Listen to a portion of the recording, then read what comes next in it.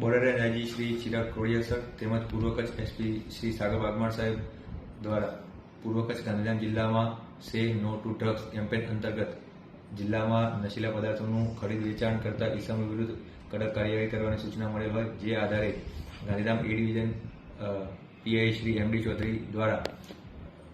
જવાહરનગર વિસ્તારમાં આવેલા અર્બુદા હોટલમાં તેઓને બાતમી મળેલ કે આ હોટલમાં બે ઇસમો કોઈ નશીલા પદાર્થ સાથે હાજર છે, જે આધારે તેઓએ આ જગ્યાએ